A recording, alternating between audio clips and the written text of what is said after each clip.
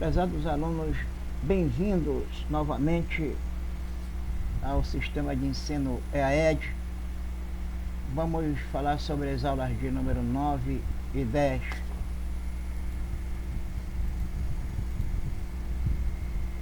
E fala sobre a unidade 3.0. A unidade 3.0 fala sobre expressão de sistema de detecção e extinção de incêndios.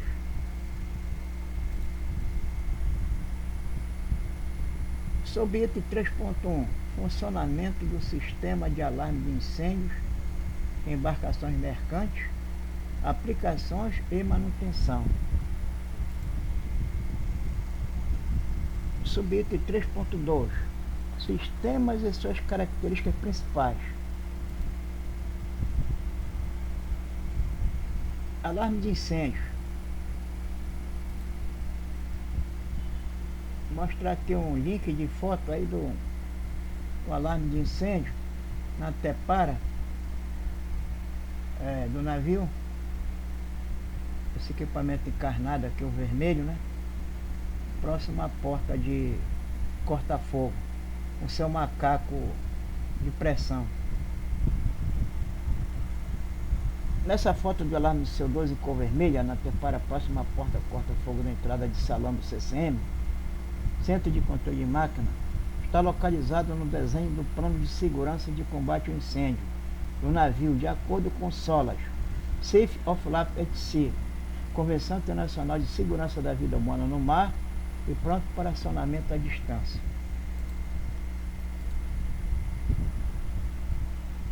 Os alarmes de incêndio, seus acionadores devem ter um plano disponível que mostre suas posições.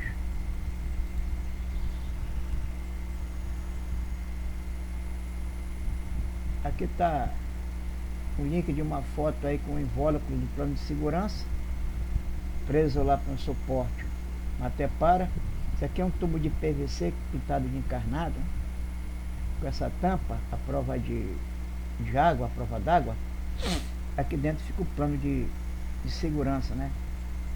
Com todos os equipamentos, a localização dos equipamentos de combate a incêndio e salvatagem a bordo do navio.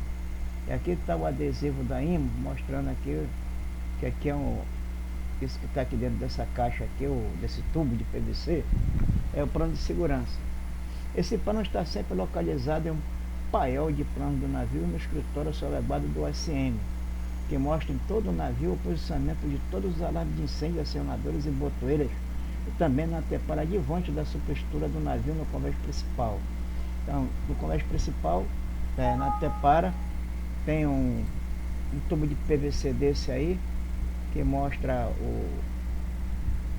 o plano de segurança, e também lá na escritório do navio, no compartimento, tem lá os planos de segurança, os planos de todo o sistema de equipamento que tem a bordo, que fica sob a guarda do SM.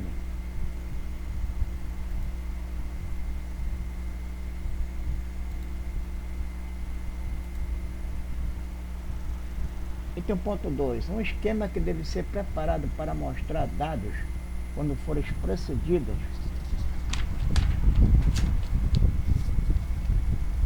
inspeções, vistorias, manutenções e testes destes equipamentos.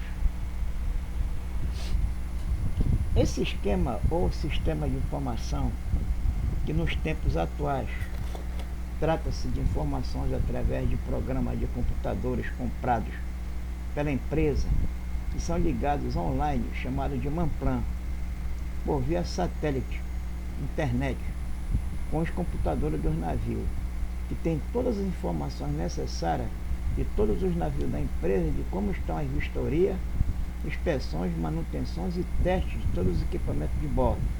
Inclusive, todas as noites, a partir das 0 horas, o sistema se atualiza no modo online, com todos os navios com os computadores ligados.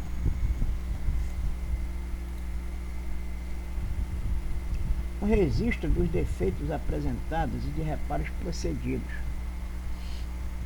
Esse sistema de registro de defeitos e reparos feitos que também sirvam de informações para as instruções e vistorias feitas, tanto por sistema interno da empresa como para as autoridades portuárias e capitania, são registradas a bordo por um livro chamado Livro de Registro de Testes e Manutenção dos Equipamentos de Bordo, que tem como elemento de guarda a bordo o segundo oficial de náutica encarregado dos equipamentos de segurança de combate a incêndio e sabotagem, que faz semanalmente e mensalmente os testes e registra neste livro todos os procedimentos feitos de acordo com os manuais de equipamento.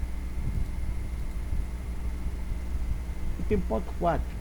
Manuais de instrução de manutenção preventiva que devem incluir, no mínimo, item 1.4.1. Inspeções para evitar avarias detectando problemas elétricos e mecânicos nos equipamentos. Vou mostrar aqui uma foto aqui, nesse link, para o Word, né? O PowerPoint para o Word. É um equipamento que é usado a bordo, né? Para as oficinas ou empresas que vão contratadas pela empresa do navio, para fazer os reparos lá e verificar a situação do sistema elétrico de bordo.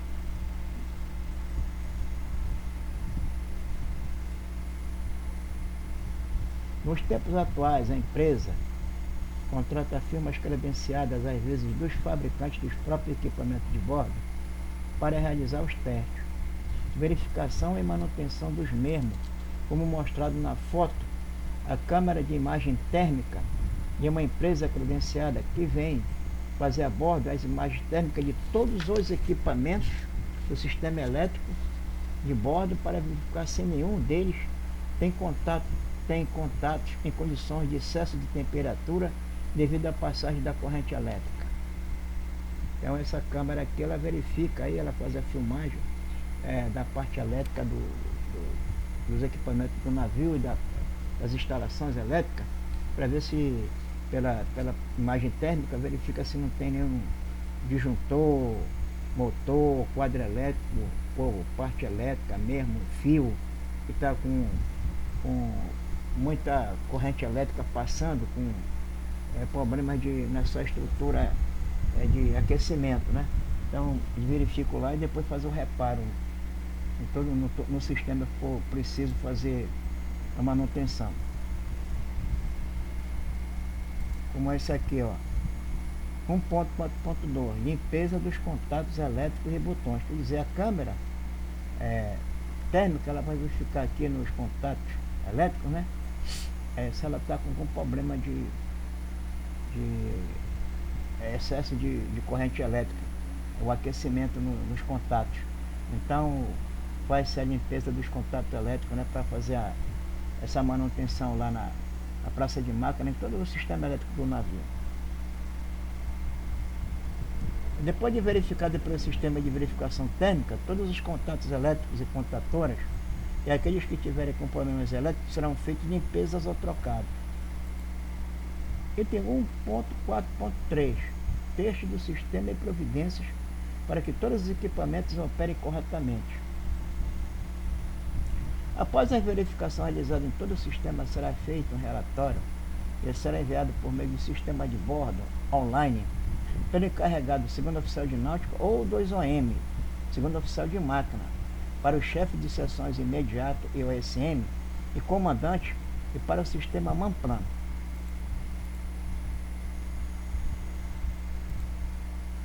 Item 1.4.4. Um esquema similar ao citado no item anterior 1.1 deve ser preparado e operado.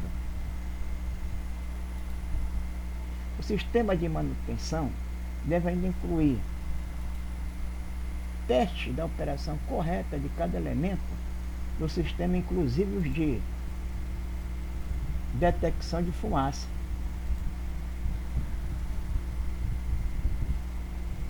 Aqui o detetor de fumaça na parte separou do navio, né, do teto.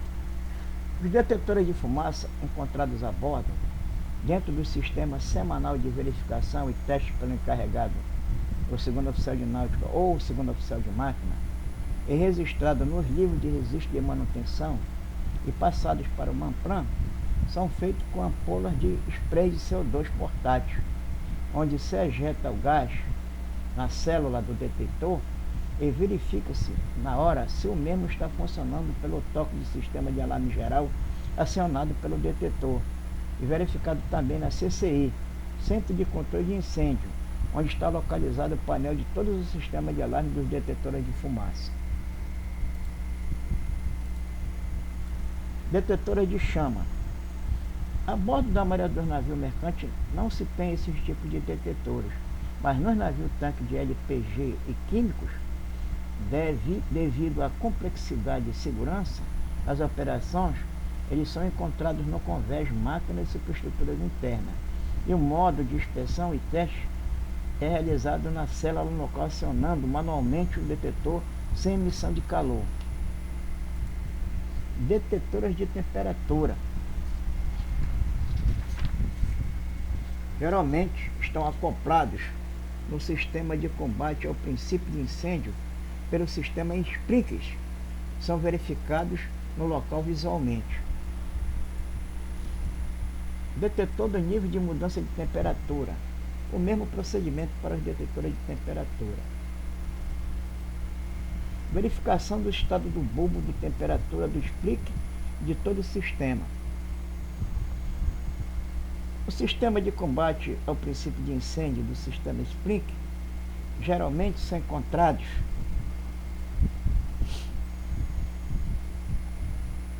no navio tanque do tipo LPG, onde o sistema de água num tanque é pressurizada por uma bomba acionada pelo sistema de Sprinkler. No momento do princípio de incêndio, com o calor, estoura a ampola contido um líquido de expansibilidade. Com a temperatura, aciona o sistema elétrico da bomba, que injeta água no sistema, saindo no orifício da descarga dos sprinklers, espalhando a água pelo defletor, virando um chuveiro, que apagará o incêndio classe A por resfriamento e abafamento.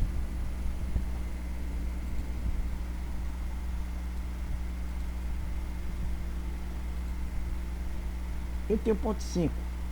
Limpeza e checagem dos contactores e de outros componentes na caixa de controle, assegurando que as conexões do sistema de alarme operam corretamente.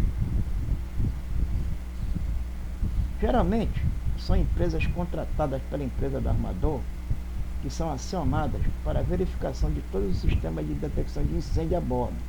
São feitos os testes e verificação de todos os contatos e equipamentos do sistema e tomado as providências da manutenção dos equipamentos que ficarão em tempo integral pronto para uso. Item 3.3. Aplicação e condições especiais para uso e manutenção dos equipamentos. Item 3.4. Utilização e manutenção dos equipamentos. Equipamentos fixos de extinção de incêndio. O esquema similar do item 5 deve ser preparado e operado para cada tipo de equipamento fixo de combate a incêndio a bordo.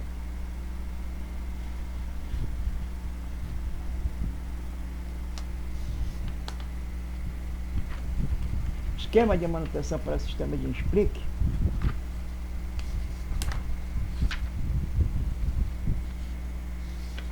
Deve incluir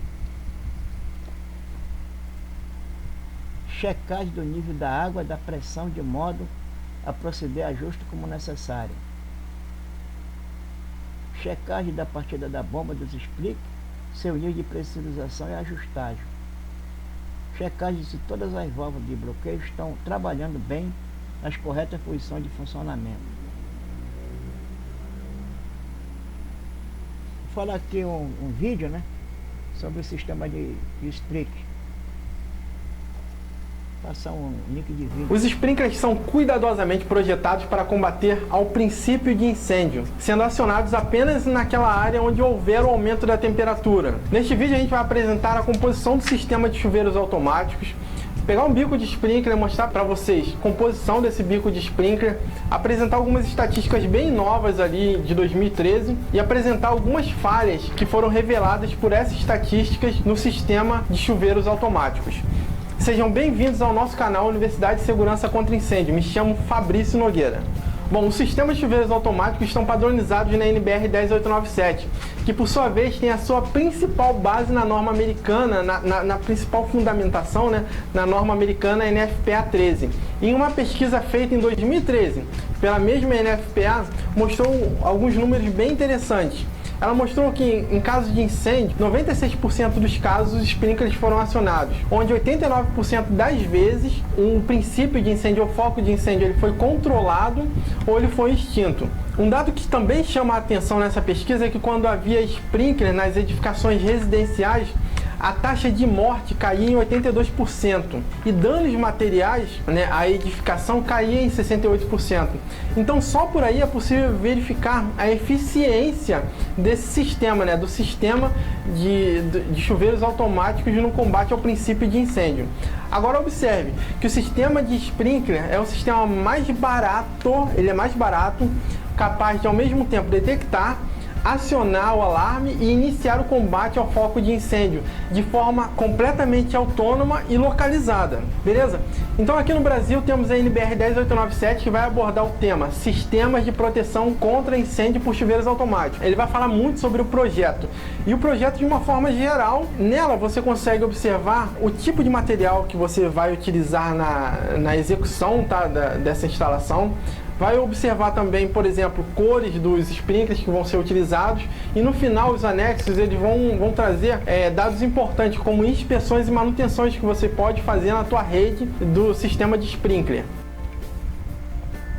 Bom, o primeiro ponto importante que chama a atenção é que as edificações devem ser projetadas de acordo com o seu risco, que está discriminado, inclusive, com exemplos nessa própria NBR, tá? Então as edificações podem ser divididas em risco leve. Aí dentro você tem como exemplo igrejas, escolas, hotéis e edifícios residenciais. Tem a classificação de riscos ordinários, que ele tem 2 subgrupos. Tem os riscos extraordinários também, que são divididos também em 2 subgrupos. No nosso e-book é possível você verificar mais exemplos de classificação de riscos da edificação. Agora voltando, observe que o título da NBR é Sistema de Proteção contra Incêndio por Chuveiros Automáticos. Numa visão geral, temos estas subdivisões. Temos o abastecimento de água. Bem, há necessidade que o abastecimento de água seja feito por fontes confiáveis e devem estar sempre disponíveis. Tem o sistema de bombas. Quando não é possível apenas através da gravidade gerar pressão e vazão, é necessária a instalação do sistema de bombas para gerar essa vazão e pressão no bico de sprinkler mais desfavorável. Temos o sistema de controle e alarme constituído por válvula especial que controla o escoamento da água e aciona o sistema de alarme. E temos por fim a rede hidráulica de distribuição, que é toda a canalização que vem após o sistema de controle e alarme.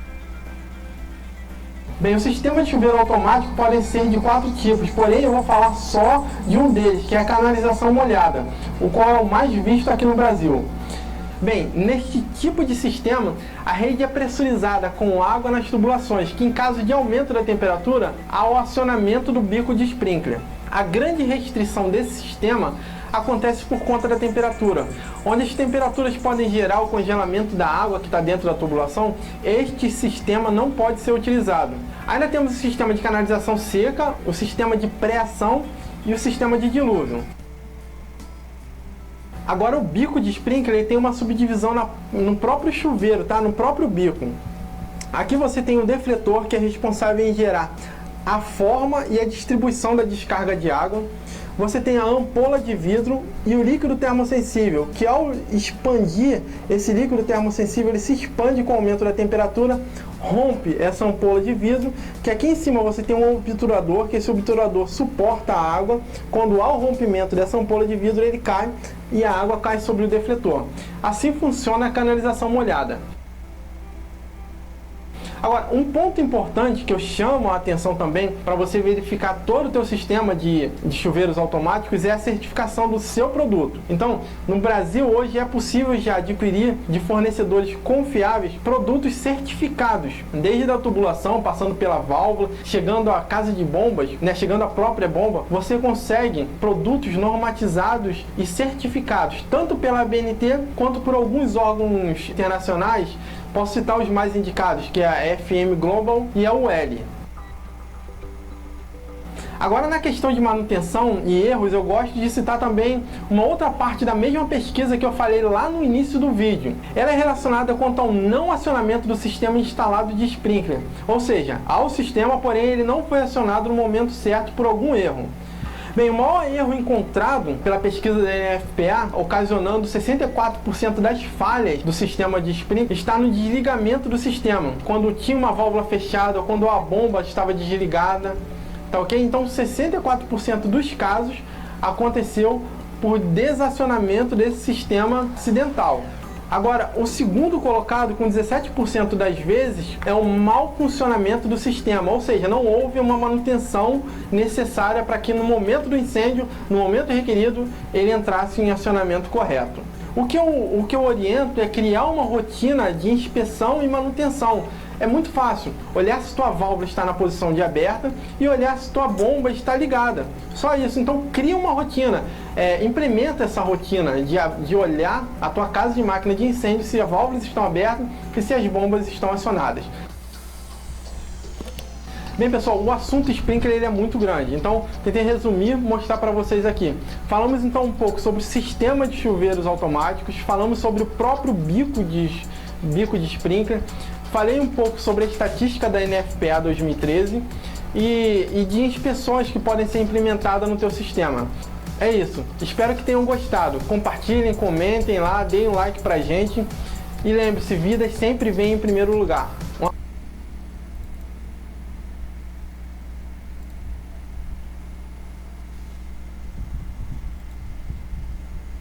Checagem de se todos os bombos dos sprinkler estão desobstruídos. Continuação.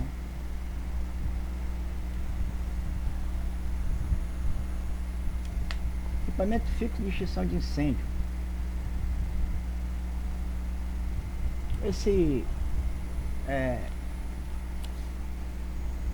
Sobre esse equipamento fixo de extinção de incêndio, vou passar um link de vídeo e apresentar aí um sistema fixo, um teste de um sistema fixo de extinção de incêndio, que é usado tipo nesse rebocador de alto mar.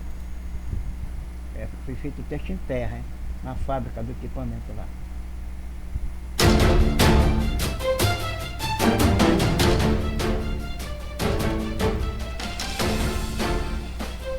Essa marca Gifel, marca Gifel, né? Skid, com o sistema de combate a incêndio por CO2 para plataformas offshore, na proteção de equipamentos acionados por turbinas a gás. Por exemplo, blowers, como este, onde o espaço reduzido é um dos parâmetros de projeto para o skid. Está mostrando tipo aí uma turbina a gás, né? Onde é instalado o sistema de combate a incêndio. Caso aconteça alguma coisa aqui, é acionado o sistema. Mas no caso não é rebocador, fica no compartimento da superestrutura do rebocador, esse kit de combate a incêndio de sistema fixo CO2. É semelhante àquele que tem a bordo das garrafas lá de CO2 de 45 kg, que tem aí cerca de 105, 108 garrafas de CO2 aí. Mas o esquema de acionamento é semelhante. O sistema inclui um dispositivo de retardo de atuação mostrado nesse detalhe, que permite que seja dado um tempo de alarme antes da aplicação do meio extintor. Cada bateria é composta por 2 cilindros para a descarga rápida, são os 2 primeiros da esquerda, e 4 cilindros para a descarga lenta, dimensionados conforme o cálculo que leva em consideração o risco a ser protegido segundo as normas vigentes. A tubulação desse skid é toda executada em aço inoxidável.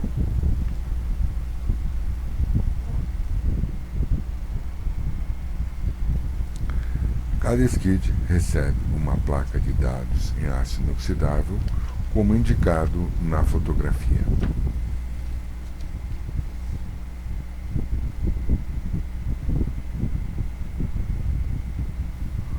Todos os dados principais do equipamento são claramente indicados na placa de identificação.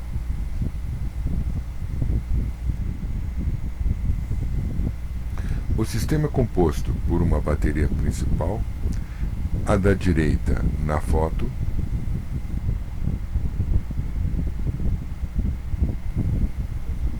e uma de reserva, ambas com 6 cilindros cada. A disposição das baterias principal e reserva, dispostas lado a lado, pode ser vista por um outro ângulo nesta foto. Em seguida será apresentado um teste funcional em fábrica deste skid.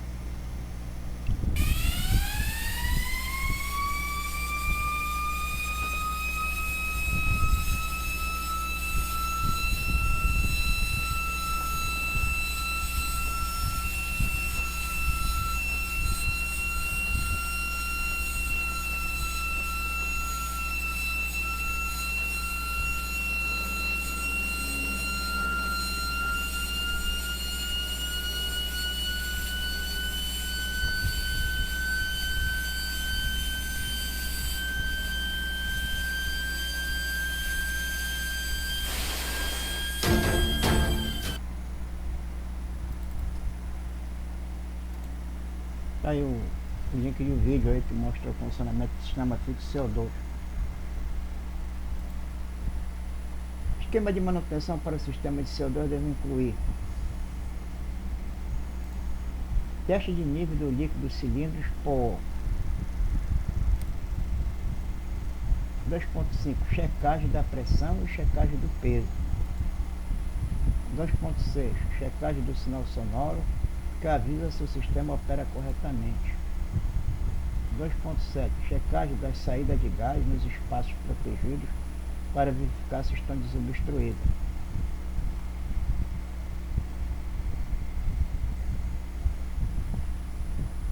E vou mostrar aqui um link da foto do sistema fixo CO2 que é encontrado a bordo dos navios mercantes. As ampolas de 45 kg, aqui o compartimento das ampolas de CO2. Então eles são interligados por aquela rede de metal, né, de aço inox, o mangote conectado aqui nas ampolas, e todo ano é feito a verificação, a inspeção anual, de acordo com a certificação do equipamento, né, e de acordo com solas também. Então esse aqui é o compartimento do sistema fixo, é feito essa checagem aí.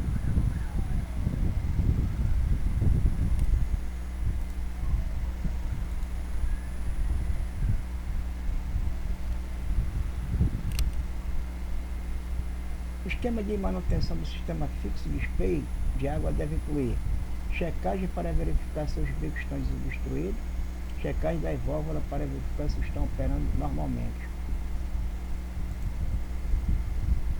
Um link aí para você ver no navio LPG aqui ó, o sistema de borrifa atuando,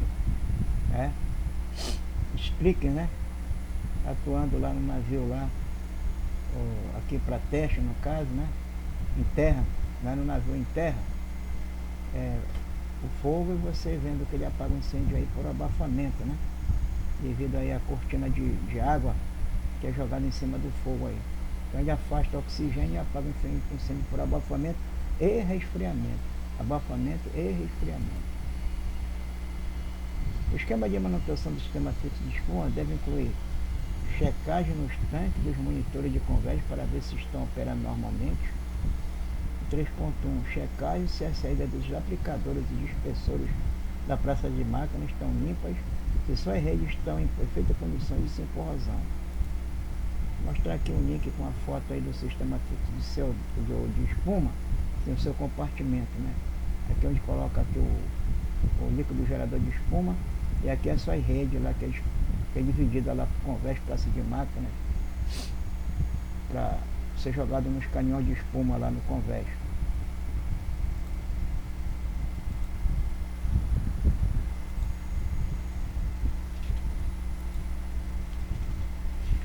A inspeção e manutenção da rede principal de incêndio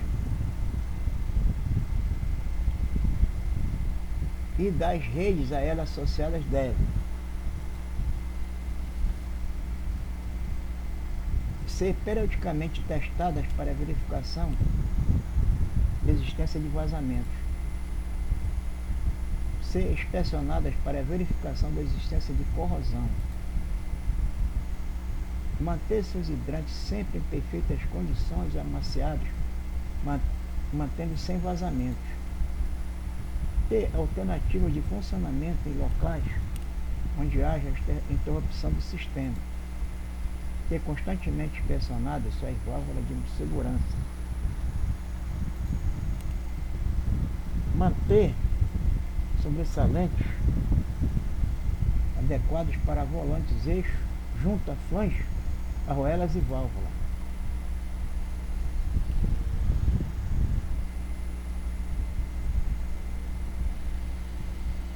Passar aqui um link de vídeo mostrando os equipamentos na caixa de incêndio, como é feita aí a manutenção e o uso também dos mangotes e dos mangotinhos.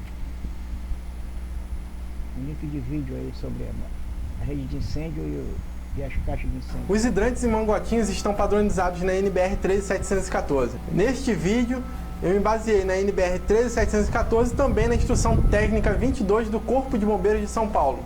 Me chamo Fabrício Nogueira, sejam bem-vindos à Universidade de Segurança contra Incêndio.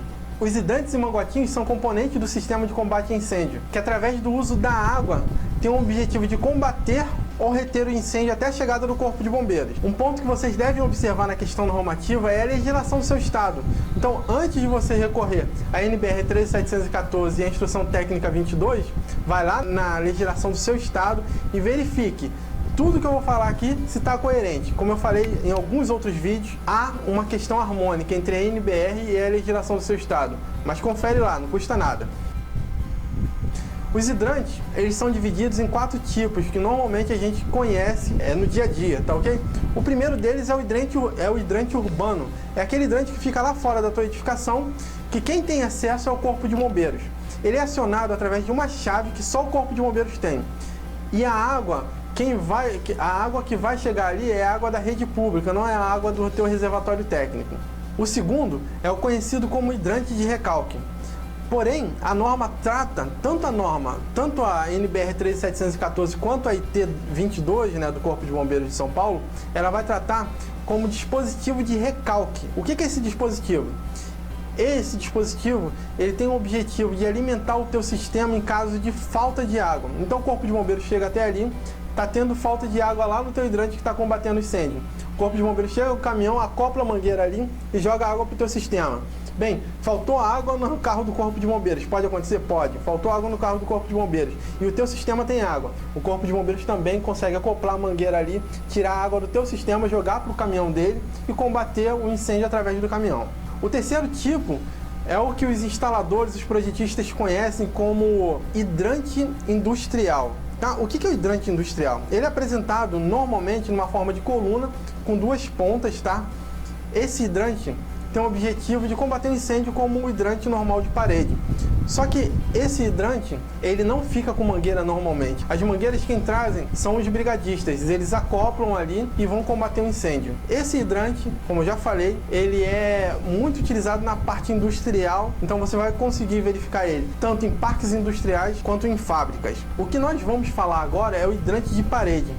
Pessoal, a gente está aqui ao lado de uma caixa de hidrante comum que a gente costuma ver. Essa caixa de hidrante, ela sempre vem com alguns componentes básicos dela. É o caso dessa daqui. E uma coisa que eu chamo a atenção já é um padrão de arrumação e eu já vou falar dele. É o seguinte, normalmente nós temos um esguicho. Esse esguicho daqui é regulável, tá? Você também tem um esguicho cônico, que ele é mais encontrado. Esse daqui é um pouco mais caro. Porém, no momento do combate a incêndio, ele é mais eficiente, que você consegue manobrar o tipo de jato que você vai combater o incêndio. Você pode pulverizar mais a água ou menos, colocar um jato sólido para combater, ou você pode pulverizar um pouco mais.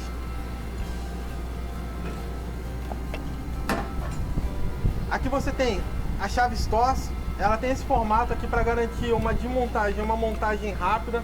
Ela acopla tanto na mangueira, tanto no esguicho quanto na mangueira, para forçar, para na hora de fechar. Aqui você também tem um engate rápido. Esse engate rápido sempre ele tem 1/4 de volta também, para você na hora que fechar ter um fechamento super rápido. Ele é vedado por um pequeno anel aqui de vedação pequeno de borracha. Isso daqui é interessante você ver também. As mangueiras, por si, elas também normalmente são enroladas dessa forma, para você garantir uma desmontagem dela mais rápida, tá ok? A ponta dela também é interessante vocês perceberem que é 1/4 de volta também, vocês garantem um fechamento e uma abertura bem rápida.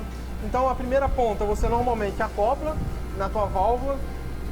A segunda ponta, se você precisar de uma outra mangueira, você acopla na segunda mangueira, e a ponta dela, por sua vez,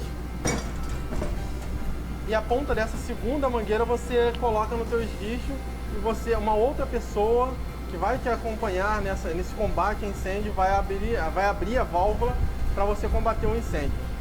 Então é isso, pessoal. A questão da padronização que eu falei é o que? Todos os andares, todas as caixas de hidrante que vocês têm, é bom que ela tenha uma mesma conformação. Para quê? Na hora que o profissional chegar lá, ele ter garantia que aquela mangueira está naquele local, o esguicho está num ponto fácil, ele não pode ficar escondido. E também a questão do esguicho e a chave STORS, eles têm que ficar em pontos padrões. Na hora que a pessoa for lá e armar a mangueira, ela tem que estar com cada um dos seus componentes bem estruturado na cabeça da pessoa, para fazer uma montagem rápida e garantir um combate imediato ao incêndio. Tá ok? Para garantir que os componentes estejam padronizados, você deve observar algumas NBRs, tá ok? A NBR 14870, ela fala sobre o esguicho com jato regulável. Então, verifica a NBR 14870 e você vai obter a padronização daquele esguicho dali. No caso das mangueiras, as mangueiras para os hidrantes, elas estão dispostas lá na NBR 11861. A padronização, inspeção, manutenção, como que deve ser feito, está lá na NBR 11861. Agora observe o seguinte, tanto a NBR 13714 quanto a Instrução Técnica 22 do Corpo de Bombeiros de São Paulo, ela vai falar sobre o tema hidrantes e manguatinhos. É muito difícil a gente conseguir observar manguatinhos instalados por aí. A principal causa, né, da gente não conseguir verificar é a questão do preço. Quando você compara um hidrante, uma caixa de hidrante com duas mangueiras de 15 metros e um manguatinho de 30 metros com carretel de 30 metros, essa caixa de hidrante ela vai custar mais ou menos R$540, enquanto esse carretel de manguatinho vai custar em torno de R$1.300. Bem, quando você observa só isso, você deixa de utilizar completamente o manguatinho e passa a usar o hidrante. Mas verifiquem o seguinte, a gente colocou um link aqui embaixo de duas meninas, uma tentando montar o hidrante e a outra montando o manguatinho, e armando esse manguatinho e armando esse hidrante para combater o incêndio. Verifica o tempo dentre as duas. Agora, voltando para a questão do preço e a questão da utilização, o que a gente tem que observar é o seguinte, esses R$700 de economia pode inviabilizar o uso. Um exemplo, quando você vai combater um incêndio e você tem lá o manguatinho, é só você pegar o manguatinho, correr e abrir o esguicho regulável. No caso do hidrante, você tem que conectar ele à tua válvula, conectar a segunda mangueira, conectar a ponta, o esguicho, né?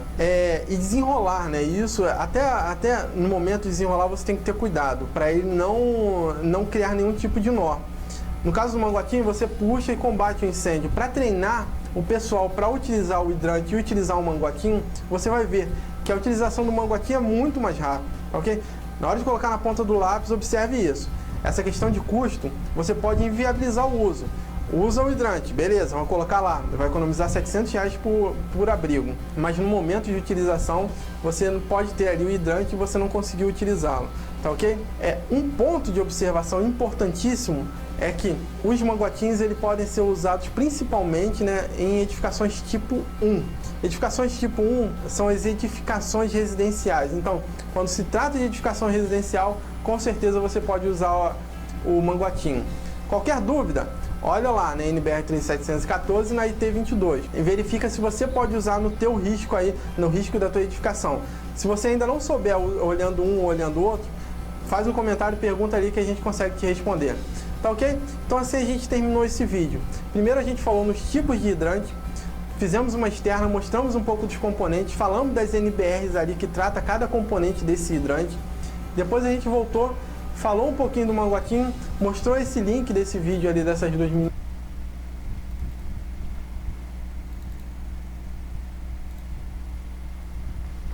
Continuando a aula,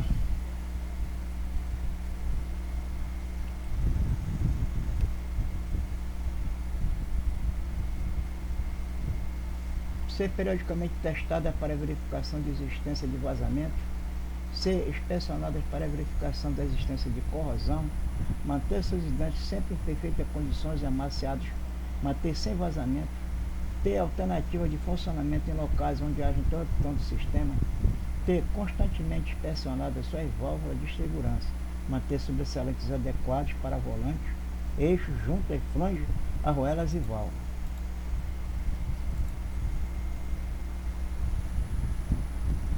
Quanto à inspeção e à manutenção das mangueiras e esguichos, incluir teste de pressão das mangueiras, testes, revezamento de esguicho durante os testes, manter partes móveis amaciadas, manter sobressalente em condições e quantidades adequadas para todo o sistema. Algumas providências adicionais devem ser tomadas em climas muito frios para manter o sistema de combate a incêndio livre do gelo, como item 3.1, parada de emergência da bomba e válvulas de bloqueio em plenas condições de frio intenso. Item 3.3, para evitar o congelamento e drenar toda a água da rede. 3.4, verificar constantemente se o sistema se mantém sem água. 3.5, manter aviso no passadiço de quando a rede principal é drenada. E 3.6, prática de abrir uma ou mais válvulas hidrantes não previne o sistema de congelamento em certas condições.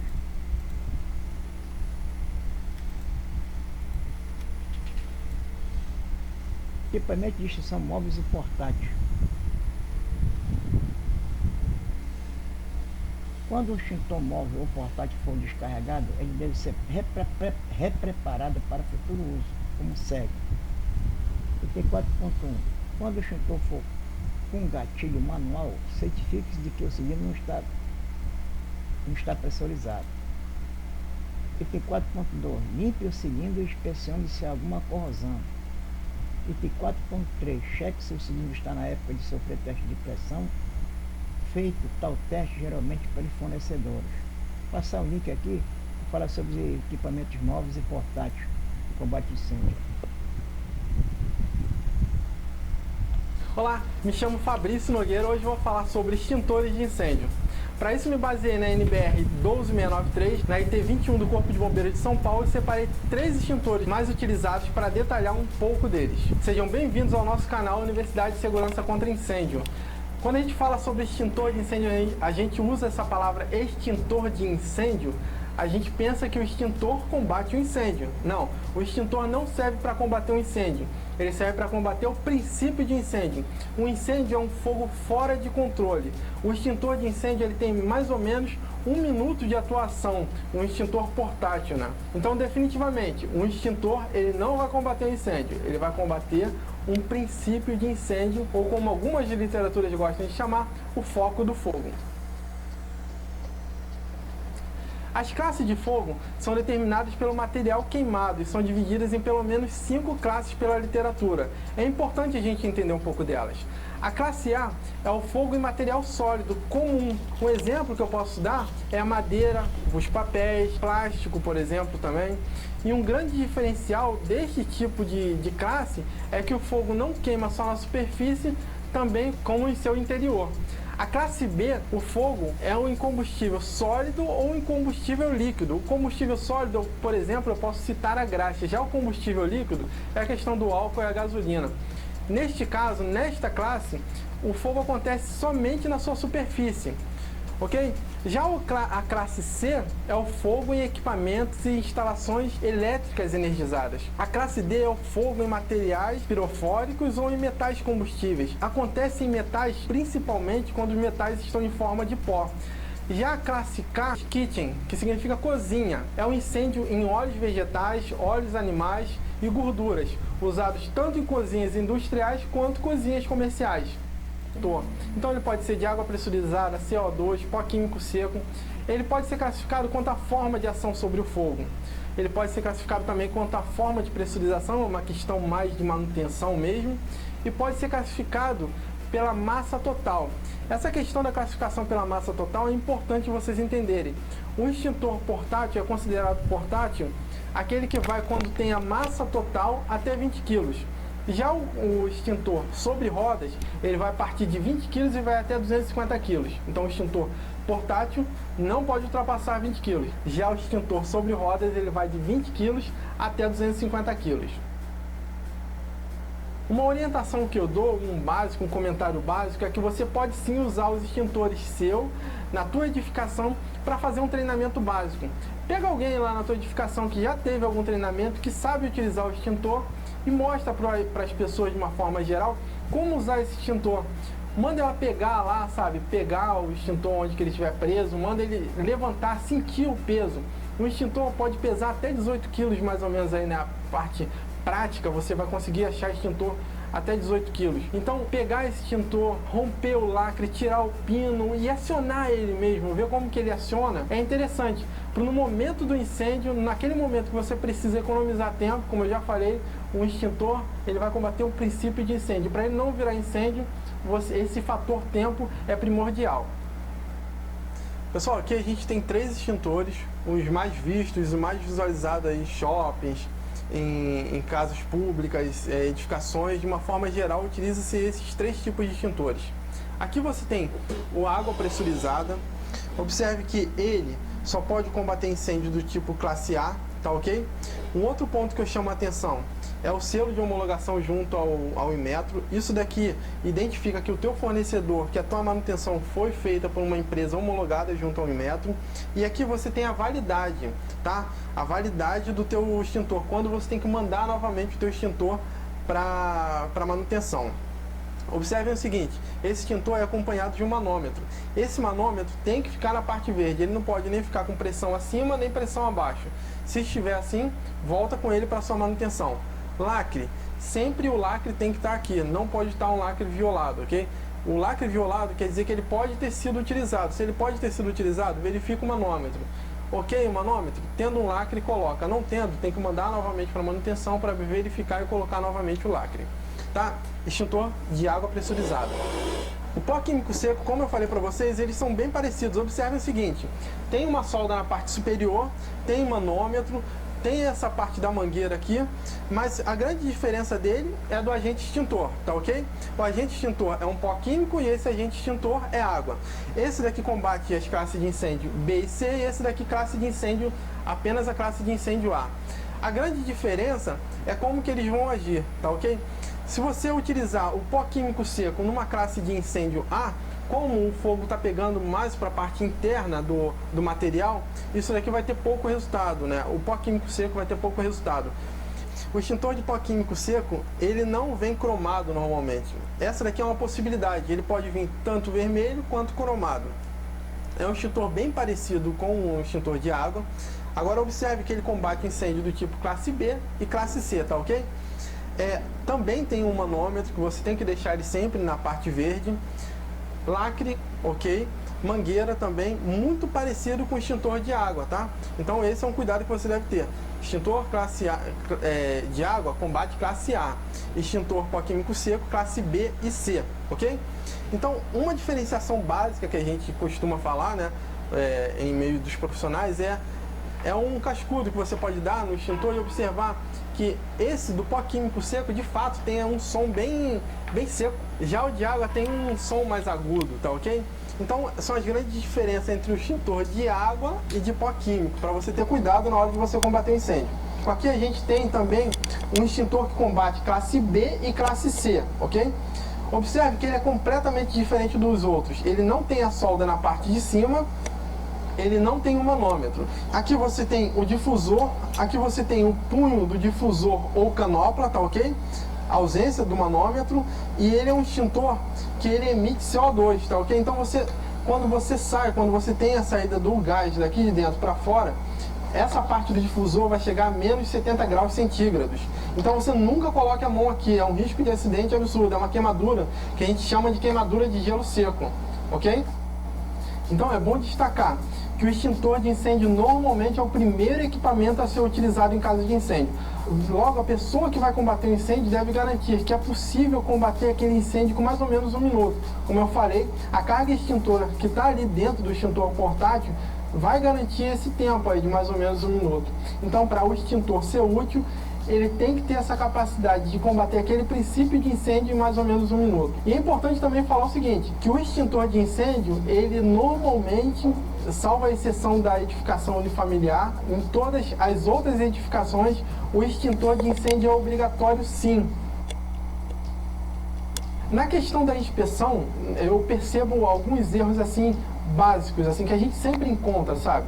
Então, pensando nesses erros, eu fiz 5 perguntinhas básicas que você pode incorporar aí no teu checklist para você deixar com a tua brigada de incêndio ou com o pessoal mesmo da tua manutenção, tá ok? Então, assim, na hora dele passar lá verificando, inspecionando os extintores, primeiro, ele tem que verificar se os extintores estão nos locais adequados.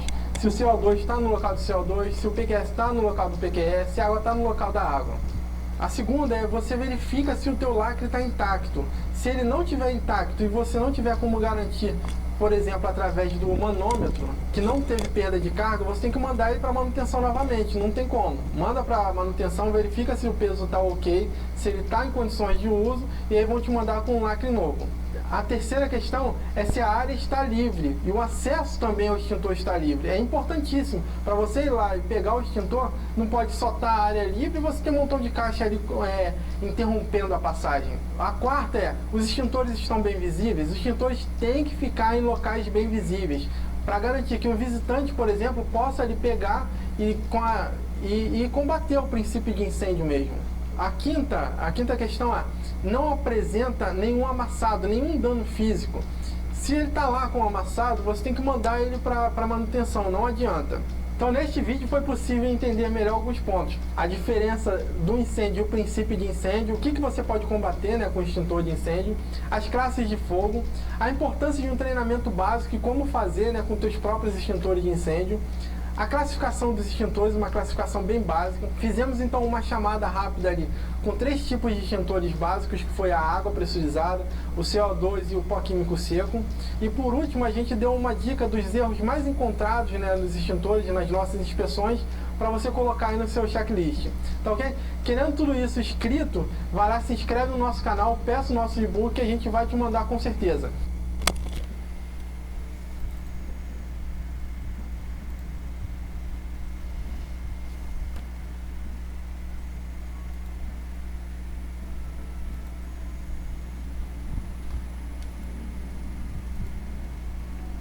Item 4.4. Cheque se todo tubo de descarga e o bico estão limpos e desimpedidos. 4.5. Cheque a operação da válvula do gatilho para certificar-se de que está operando livremente. 4.6. Checar a operação e a tensão das outras válvulas se existirem. 4.7. Torne a montar o extintor usando o espaço correto de remontagem e o refil novo. 4.8. Após ter sido remontado, recoloque a trava, pino de segurança. 4.9. Escreva a data de reenchimento no selo do registro do extintor ou do cilindro. 5.0. Recolocar o extintor na posição anterior, original, ou no paiol, como indicado pelo encarregado de segurança. Nenhum extintor parcialmente descarregado ou vazio deve ser colocado em sua posição original, sem que seja devidamente recarregado.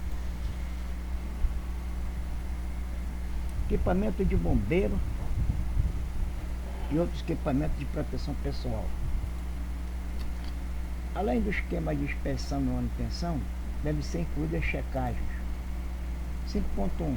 Se todos os equipamentos de bombeiro estão em suas corretas posições para imediato uso, O 5.2, se todos os equipamentos pessoais estão sem avarias e completos.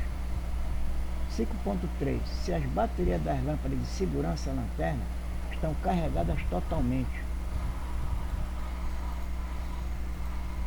5.4, se o equipamento de respiração autônoma está pronto para uso. 5.5, se as garrafas de ar comprimido, inclusive a reserva, estão mantidas completamente carregadas.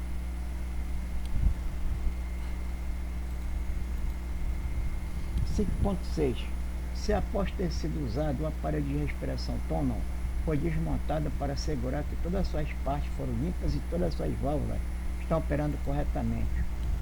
5.7, se os cabos de segurança à prova de fogo não estão avariados.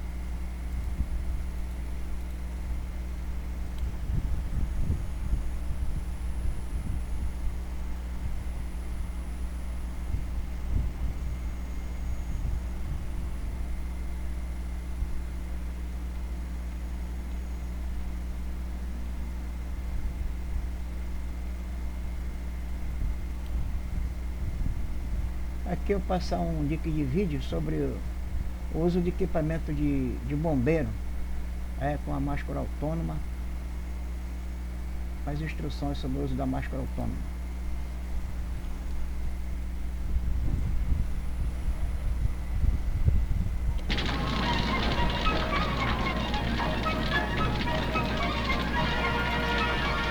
O equipamento de bombeiro também.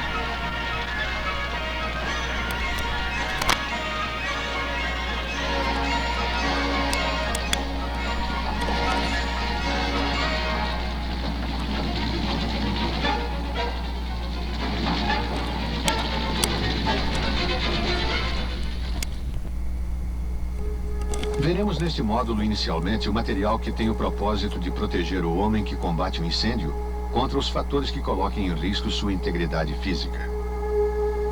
É conhecido genericamente como equipamentos de proteção.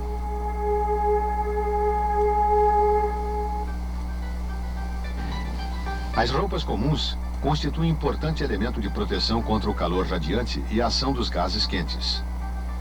É fundamental que tenha todas as partes do corpo cobertas.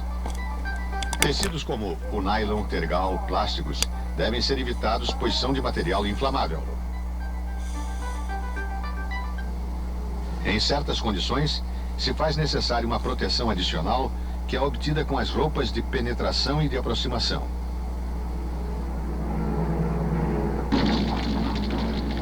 O uso da roupa de penetração em locais muito quentes ou em meio às chamas só é possível por tempo limitado.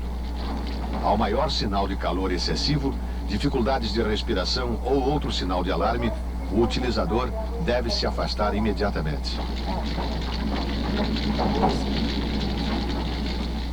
É normal a formação de gases irritantes aos olhos e vias respiratórias durante os incêndios. Mesmo gases tóxicos podem ser formados conforme o material em queima. O uso de máscaras próprias contra gases permite a respiração em atmosferas contaminadas. Essas máscaras operam segundo dois sistemas diferentes. Máscara com tambor gerador de oxigênio. Máscara com ampola de ar comprimido. A máscara com tambor opera em circuito fechado, isto é, sem ligação com ar ambiental. Possui peça facial com visores e tirantes para ajustagem.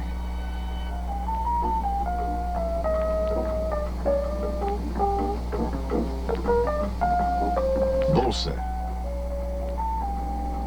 Traqueias. Tubo T com as válvulas de inspiração, expiração e partida. Suspensórios. Alojamento do tambor.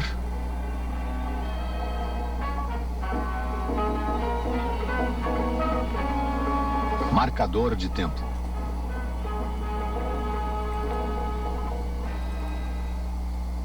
O tambor é o responsável pela revitalização da atmosfera no interior da máscara. Funciona por ação química produzindo oxigênio e retendo vapor d'água e gás carbônico.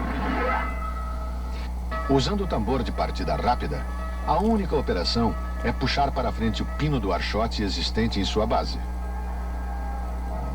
Esse archote inflamado produz oxigênio suficiente para encher a bolsa e permitir a respiração até que o sistema funcione por si. O tempo de utilização do tambor varia conforme a pessoa e tipo de trabalho que está realizando. O marcador de tempo acionando uma campainha alerta o utilizador para o tempo de uso do tambor, que não excede 1 hora. O ideal é ajustá-lo para 30 minutos e prorrogá-lo, se tudo estiver bem, por mais 15 minutos. Dificuldades de respiração e embaçamento do visor são indicadores de que a vida útil do tambor se expirou. O utilizador deve se afastar imediatamente do local. A remoção do tambor após o uso não deve ser feita com as mãos desprotegidas, pois ele estará muito quente. Os materiais químicos no interior do tambor são muito cáusticos. Jamais perfure-o ou jogue água em seu interior. Na presença de óleo, graxa ou gasolina, pode explodir. Outro tipo de máscara é a que utiliza ampola de ar comprimido. A mais comum é a Icaba. Elas operam em circuito aberto, ou seja, o ar fornecido pela ampola tem sua pressão reduzida e é dirigida para a máscara propriamente dita, onde após utilizado é descarregado para o exterior. O conjunto deve se acomodar justa e confortavelmente ao corpo. Para iniciar a operação, abra as válvulas dos cilindros, coloque a máscara ajustando-a,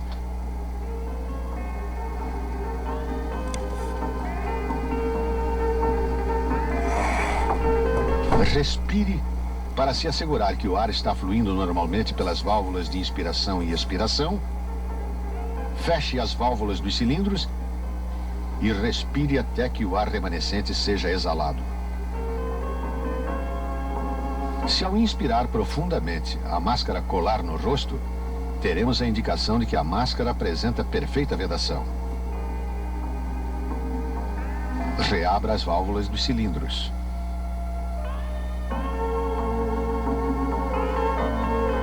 A máscara está pronta para operar. Ao cair a pressão dos cilindros, soará um sinal indicando que restam 10 minutos de ar nos cilindros. Sua duração é de cerca de 1 hora, conforme o trabalho que se executa. Qualquer tipo de máscara de mergulho pode também ser utilizada em combate a incêndio. O cuidado que se deve ter nesses casos é com a qualidade do ar fornecido. Os compressores não devem aspirar ar de locais contaminados, pois será transferido ao utilizador com graves riscos. Vimos neste módulo alguns equipamentos que protegem o homem que combate o incêndio. Agora, mostraremos os sistemas de detecção de incêndios que protegem as instalações. Eles são acionados tão logo ocorram indicações de princípios de incêndio.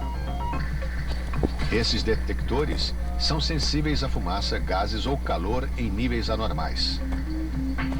O sistema Minerva, empregado nas fragatas, consiste em detectores instalados nos diversos compartimentos do navio, exceto hangar e sanitários, e se ligam ao console do controle de avarias do Centro de Controle de Máquinas. Qualquer detector, quando atuado, faz soar um alarme sonoro e visual. Sistemas mais modernos já prevêem ligação direta de detectores e sistemas de borrifo, iniciando o combate ao incêndio ao mesmo tempo que o alarme.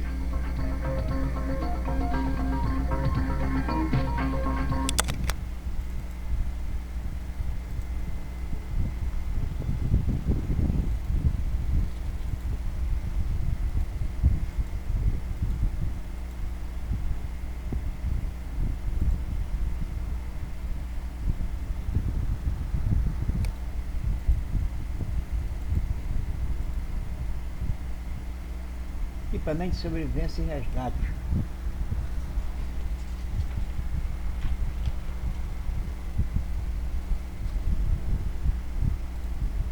devem ser procedidos exercícios práticos com demonstração de uso dos seguintes equipamentos de resgate: maca 6.1, kit de primeiros socorros 6.3, aparelho de respiração artificial. Passar aqui um link de vídeo sobre as instruções de vídeo sobre a utilização da maca.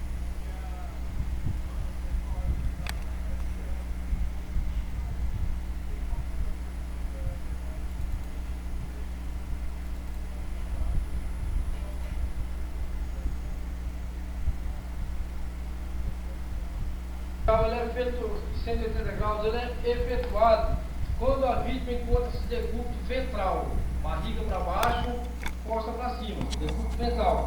O que vai ser feito?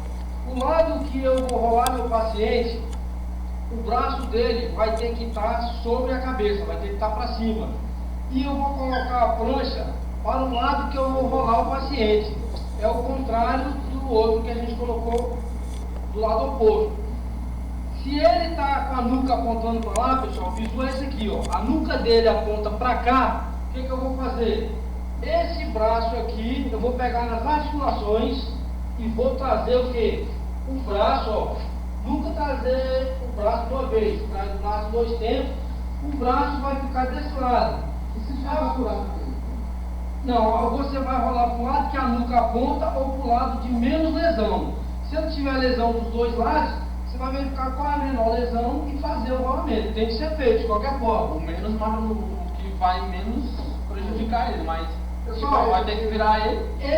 A prancha e o braço, o piso é esse, a prancha e o braço. Pro lado que eu vou rolar meu paciente, a prancha vai ter que estar também do lado da nuca do paciente. A nuca não está rolando para cá, eu vou trazer o braço dele acima da nuca, vou trazer a prancha bem próximo do paciente. Vou fazer isso aqui. Ele vai estar na posição anatômica. Ele tentou tumultuar, mas o socorro é elite. No 90 graus, a gente colocou o braço dele sobre o tórax. No 180, o braço dele vai estar ali. Um socorrista vai estar próximo à região escapular e à região da pelve. O outro vai estar pegando, fazendo a pegada na pelve e abaixo da articulação do joelho. Todo o movimento é semelhante ao anterior. Na contagem do número 1 para o rolamento de 180 graus em 2 tempos. Tempo 1, 1, 2, 3. Tempo 2, 1, 2, 3. Aí vai ter o que? O reposicionamento. Veja que nesse posicionamento nosso aqui, tanto eu, tanto o Gleice, vamos estar o quê? Sobre a prancha. Na outra a prancha estava sozinha. Então eu vou fazer essa pegada. Essa prancha pode chegar um pouquinho mais próximo do paciente. Eu vou fazer uma pegada no ombro, a outra eu já vou pegar no próprio punho do paciente e pegar aqui sobre a coxa. O Gleice vai fazer a pegada na região da pelve e uma pegada abaixo das articulações do joelho, próximo da panturrilha. Após a contagem do número 1, a gente vai fazer para a contagem de rolamento 180, tempo 1, aí eu vou falar aqui, pronto. 1, 2, 3, faz em 2 tempos. Bora, Ver. Esse é o rolamento de 180 graus em 2 tempos. No primeiro tempo no 3. 1, 2, 3. Ó. Perceba que aqui, pessoal, eu não faço aquela avaliação que foi feita na região dorsal. Bora. No segundo tempo, 1, 2, 3. Ó. Ele já caiu basicamente a posição. Aqui eu posso vir aqui, ó, pegando nas articulações, trazer e fazer o quê? Reposicionar meu paciente. Esse puxa para cá e depois desce. 1, 2, 3. Ok. Abaixa um pouquinho, 3. 1, 2, 3. Ó. Reposicionou. Feito isso, o que eu vou fazer? Como eu tenho uma facilidade maior do lado de lá, eu vou passar para o lado de cá. Vou pegar um pouquinho mais. Posso fazer um pouco? Só um instantinho. Terminando aqui, pai. Vou fazer o quê? Vou fazer a avaliação, como já foi feita, não vou falar novamente. Avaliação nuca, pescoço, mandíbula, boca e nariz. Vou o quê? Mensurar para fazer a aplicação do colar cervical. Aqui, ó, 3 dedos, dá para fazer a aplicação.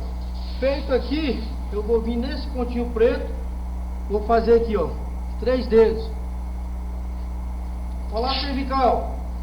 Aplicar o colar cervical. Coloquei aqui nessa região. Antes de passar aqui, ó, pode segurar aqui.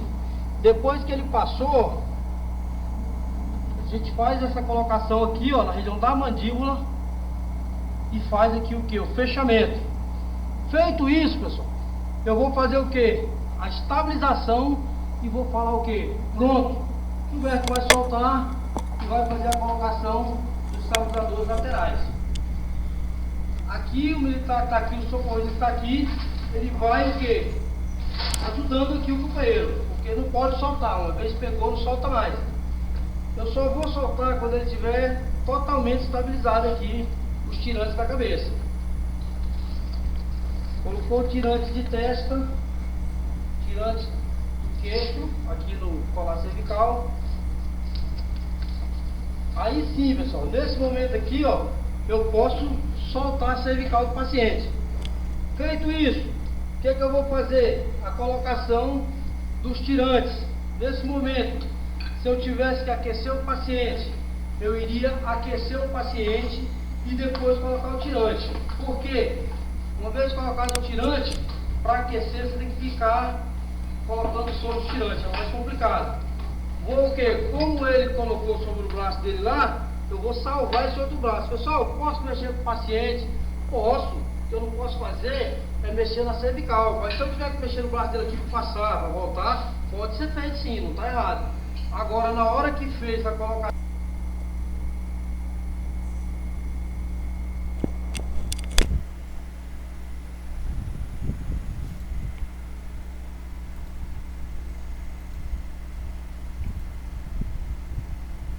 o 6.4 ressuscitador manual do tipo A oxigênio. O 6.5 ressuscitador automático. O 6.6 capa de resgate com linhas e ganchos de segurança. 6.7 luzes portáteis intrinsecamente seguras. 6.8 machado. 6.9 roupa à prova de fogo. O 7.0 EPI composto de capacete, luvas e botas.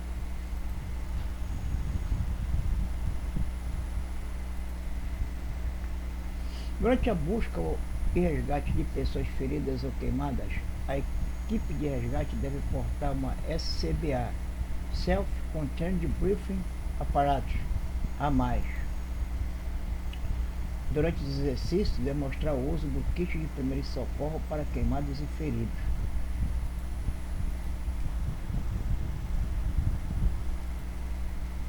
Exercitar a prática da ressuscitação. Demonstrações de exercícios práticos quanto ao uso do cabo de segurança e do cabo guia. Roupa de proteção térmica, coletes salva-vidas e boias salva-vidas são de uso fundamental nos exercícios de abandono.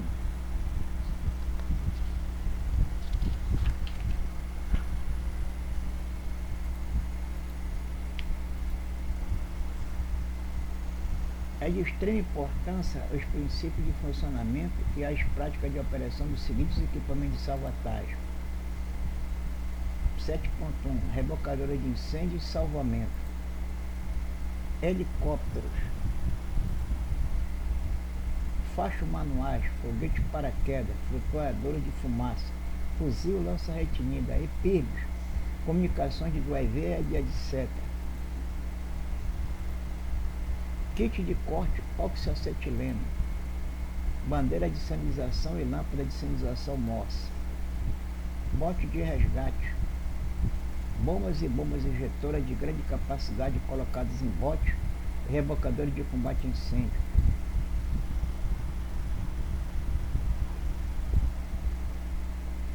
Analisador de oxigênio e analisador de gases tóxicos para entrada em espaços vazios.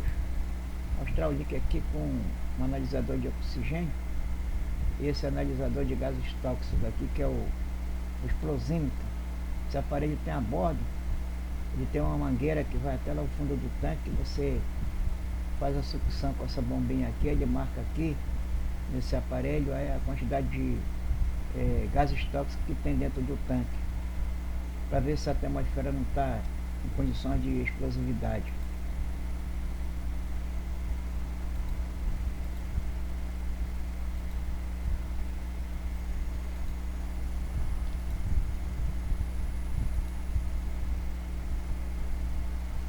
Equipamento de comunicação 8.0.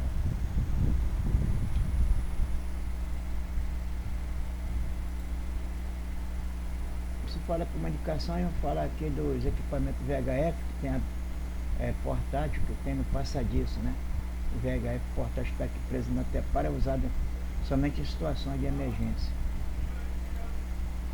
Os equipamentos de comunicação usados no combate a incêndio são de dois tipos: para comunicação internas e para comunicações externas.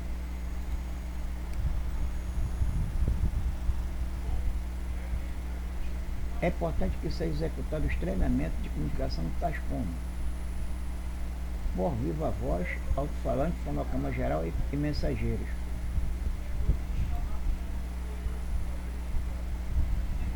Aqui tem a foto do telefone interno autocitado para comunicação interna a bordo do navio: passadiço, praça de máquina, CCM, centro de controle de carga, CCI, centro de controle de combate a incêndio.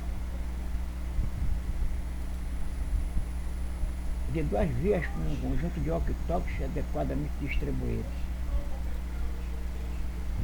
Equipamento de comunicação. Usado equipamento de rádio dos botes salva-vidas e com o sistema de telefone.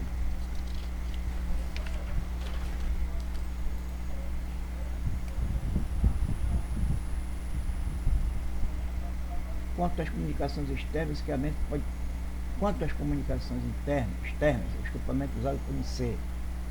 VHF é localizado no passadiço, camarote do comandante, escritório do navio, CCC, centro de controle de carga, CCM, centro de controle de máquina, MF, HF, passadiço, estação do sistema de MDSS. Vou mostrar aqui o link de foto aqui com o VHF portátil, ou aqui é o VHF portátil para usar em situação de emergência do navio.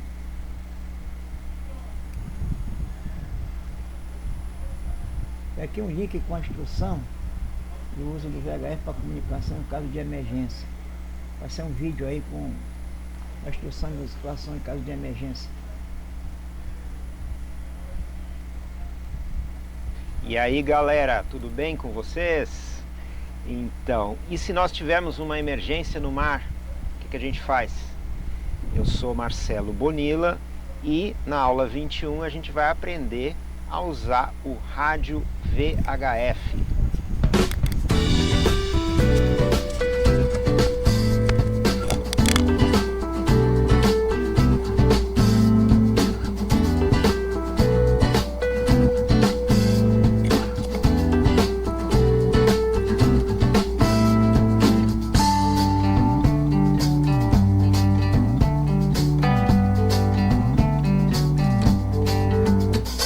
Antes de começar, deixa eu pedir para quem não se inscreveu, se inscreva no canal, ative a notificação e se gostar do vídeo, deixa o joinha aí, beleza? Vamos lá, hoje a gente vai conhecer melhor esse equipamento, que é o rádio que opera na frequência VHF, que quer dizer Very High Frequency, ou frequência muito alta. Por quê? Porque essa faixa de frequência, ela está entre 30 e 300 MHz, né? Lembrando que mega é 1 milhão de hertz, né? E cada hertz é uma oscilação por segundo. O uso marítimo do VHF, ele se restringe a uma faixa que vai de 156 a 174 MHz. E ele é dividido em 88 canais, para facilitar o uso, tá? O canal mais importante desses 88 é o canal número 16, tá? Que corresponde a 156,8 MHz. O canal 16 é a frequência internacional de socorro. Por isso, todas as embarcações que estão navegando devem ficar com a escuta permanente no canal 16. Este equipamento VHF, quando ele chegou, ele revolucionou as comunicações para as embarcações de esporte e recreio, porque é um equipamento de baixo custo e que permite comunicações entre barco e barco e entre barco e terra, estações costeiras, ou seja, ele é muito importante como um recurso para emergência. Tá? Qual é o alcance do rádio VHF? Ele trabalha numa faixa que corresponde mais ou menos ao alcance visual, né? Que é de 20 a 30 milhas, tá? Que corresponde mais ou menos àquela faixa de navegação costeira. Tá? Mais especificamente, a gente pode dizer que o alcance de um rádio VHF ele segue uma fórmula que é 2,5 raiz de H, sendo que H é a altura da antena. Vocês estavam com saudade de uma matemáticazinha, né? Que eu sei, mas a gente não vai entrar muito nisso, não.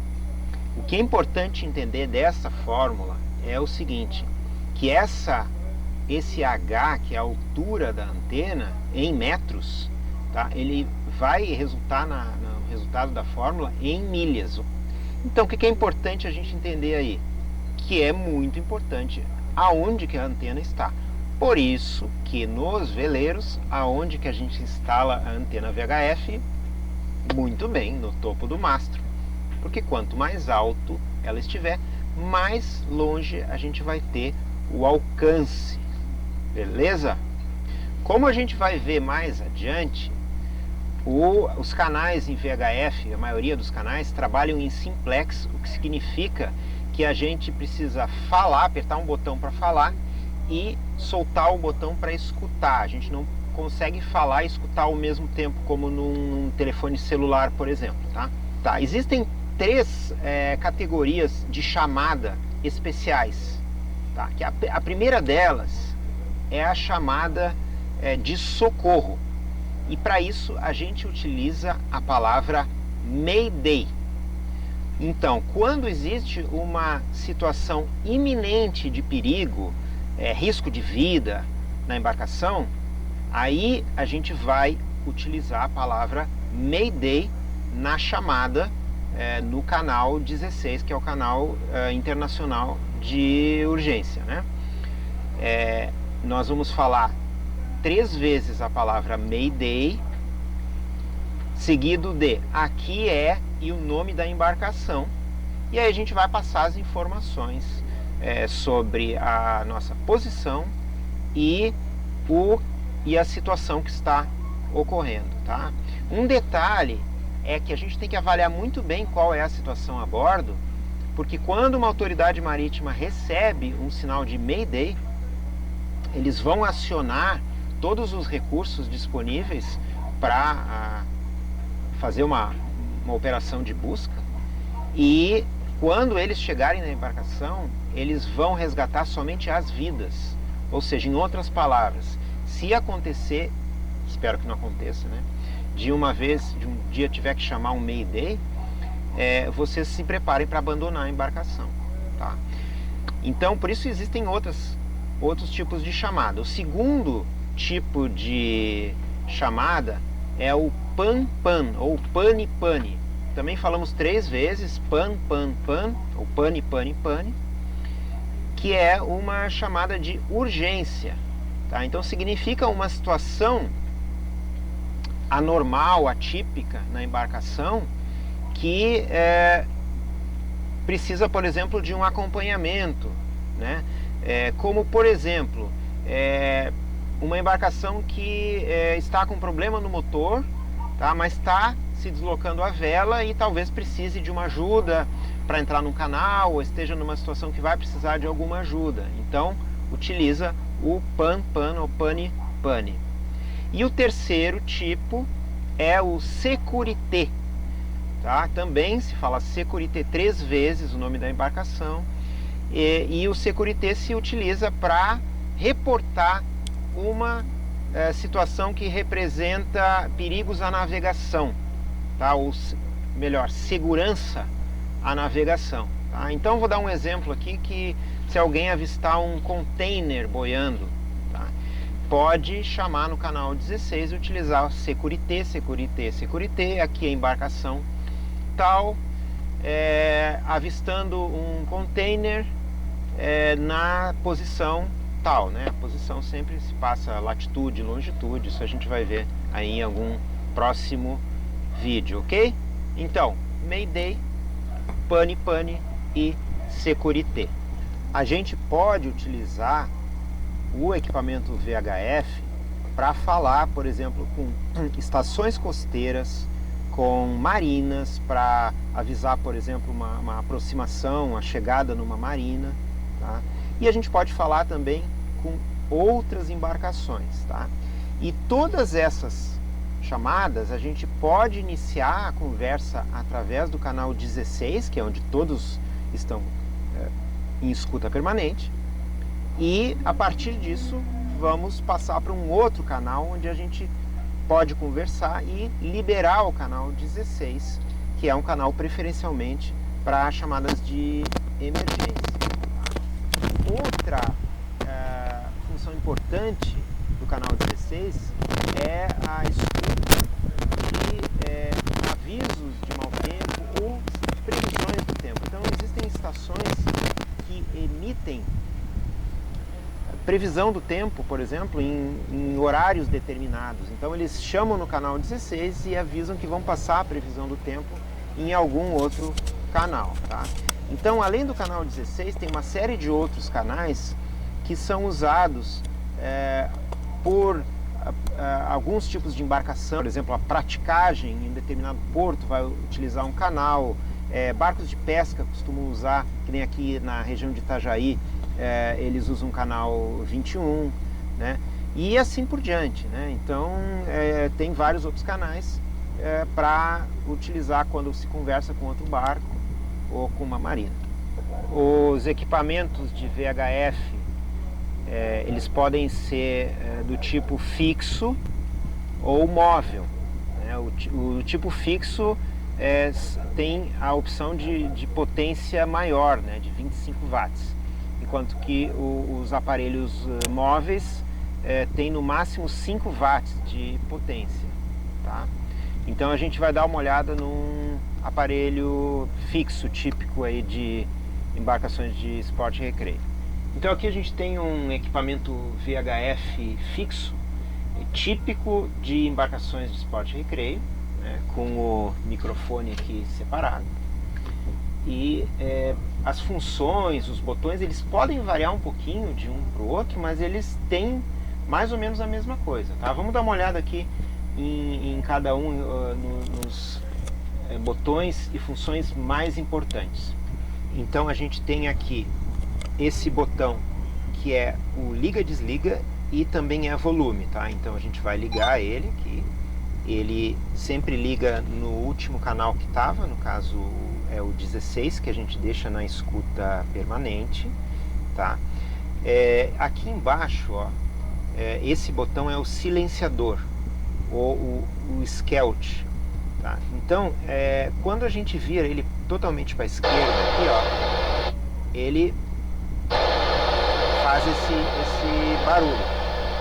Então a gente vai girando para a direita até o barulho parar, e aí a gente deixa nessa posição, assim ele fica na escuta do canal 16, né?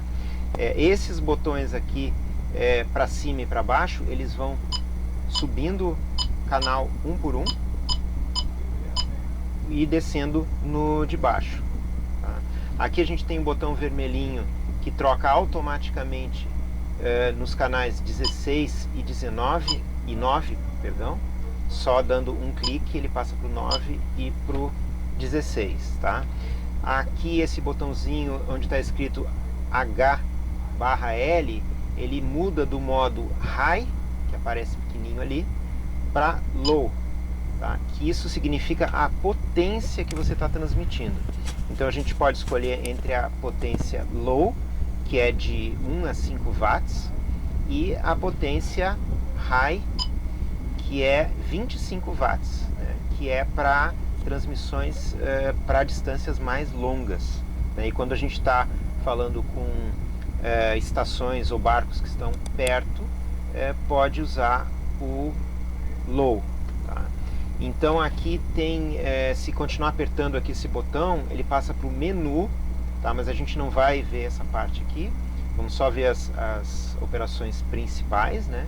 Aqui ele também tem a opção de escanear os canais, procurando canais que tem alguém falando, né? Tá? E aqui, esse botão aqui até tem uma proteção, é o Distress, tá? Que é uma chamada de emergência. Tá? Ele só funciona quando o rádio VHF está conectado com o GPS. Tá? E aí, ele, apertando esse botão, ele emite um sinal de emergência, tá? Que as autoridades marítimas recebem, né? E recebem já com a posição do GPS. Nesse caso aqui no meu barco, esse VHF não está conectado com o GPS. No microfone aqui, ó, eu tenho, além do botão de apertar para falar, né? Aqui em cima ele repete, ó, o mais e menos são as funções para aumentar os canais, ó, e para diminuir também. Voltamos para o 16. E também o vermelhinho, aquele que vai para o 9 e volta para o 16. Então, para se comunicar no rádio VHF, a gente deve falar num tom de voz normal, tá? Numa linguagem clara, manter uma distância de pelo menos 5 centímetros do microfone, e quando terminar a mensagem, a gente fala câmbio. Quando terminar a conversação, câmbio final. Então vamos fazer uma chamada, tá? Nós vamos chamar a Marina Itajaí para pedir informações sobre o vento nas próximas horas, tá? Então a gente vai chamar no canal 16, que é o canal de escuta geral, e eles vão pedir para a gente passar para outro canal para liberar o 16, né? Tá?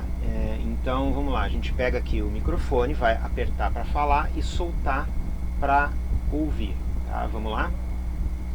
Atento Marina Itajaí, aqui é Veleiro Lazy, câmbio. Marina Itajaí na escuta, Veleiro Lazy, vamos ver o canal 1 no 7, confirma. Copiado no 7, câmbio. Marina Itajaí na escuta, prossiga, Lazy. Marina Itajaí, Veleiro Lazy, pedindo informações sobre o vento nas próximas horas na região de Itajaí e Navegantes, câmbio. Veleiro Lazy, daqui Marina Itajaí, a previsão para o vento nas próximas horas aqui em Navegantes é de 9 nós, a partir de agora até 22, sendo que com rajadas de vento de 12 nós, máximo 13 nós por volta das 22 horas. Entendido, Marina Itajaí, muito obrigado, câmbio final. Uma boa tarde, Veleiro, Marina Itajaí no QAP no Maia, câmbio final. Então eles nos pediram agora para voltar pro o no meio, que é o canal, ou 16, que é o canal de escuta permanente.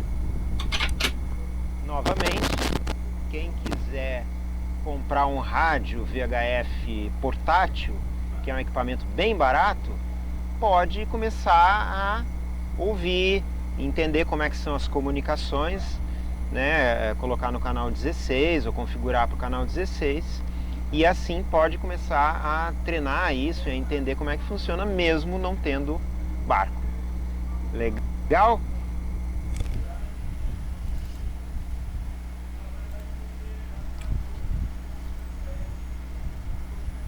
8.6 Inmarsat AIC junto à estação do GMDSS. 8.7 GMDSS não passa disso.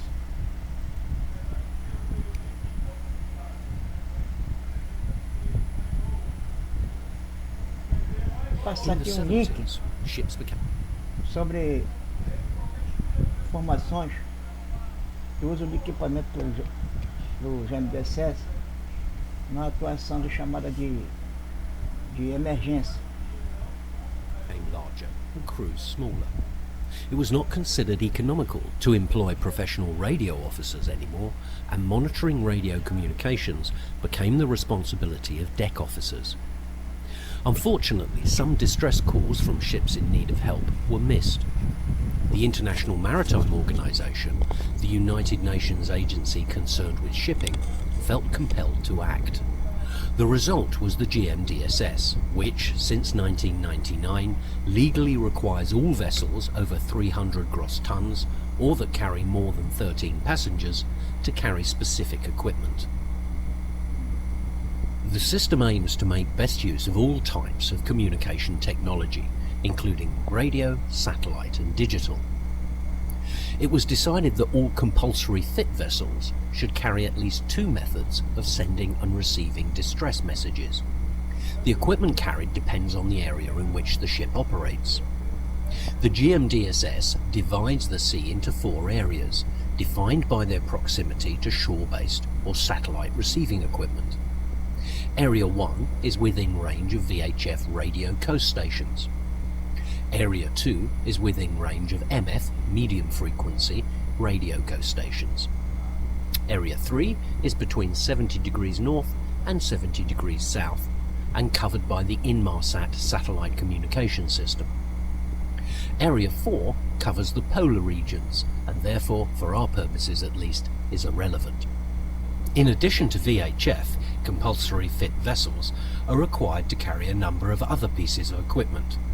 These include radar and waterproof handheld radios, EPIRBs, that's emergency position indicating radio beacons, and search and rescue transponders, and NAVTECs. Some of these may be unfamiliar to small boat users, so let's take a look at them here. EPIRBs are portable, self-powered radio beacons that, once activated, send a signal to the COSPAS SARSAT satellite system. These polar orbiting satellites store the signal until they can send it down to an available Earth station, which, in turn, passes it on to a rescue coordination center. The beacons transmit on 406 MHz. Many of the latest models have built-in GPS receivers. The information from the GPS is also transmitted to the satellites, giving a casualty's position to within 125 meters. Each EPIRB has a unique number, which should be registered. In the UK, this is done with HM Coast Guard at Falmouth. If an EPIRB is accidentally activated, don't turn it off until the Coast Guard has been informed. If the signal suddenly disappears, they will assume you have sunk. Search and rescue transponders, or SARTs, are homing devices designed to help rescuers locate vessels in distress. They are activated by radar waves and then show up on a radar screen like this. At first, the casualty is located by a line of 12 dots along the bearing towards them. As the rescuer gets closer, the dots become increasingly bigger arcs until, when they are right next to the transponder, they become circles. With the SART at a height of 1 meter, they have a range of approximately 30 miles for aircraft and 5 miles for ship. NAVTEX is the part of the GMDSS that provides weather forecasts and navigational warnings. The information is received automatically and displayed in text form on a screen. Modern units operate on 2 frequencies, one for the local language and the other for English. They have a range of about 400 miles. The unit's menu system is used to select which coast stations are monitored and the types of information displayed. Each transmitting coast station is identified by a letter. They are listed in the Nautical Almanac. Whilst there is no legal necessity for pleasure yachts to carry any of this equipment, they will always carry some of it. For instance, a VHF radio and an EPIRB for coastal work, with the addition of a small Inmarsat for offshore passages, would be prudent.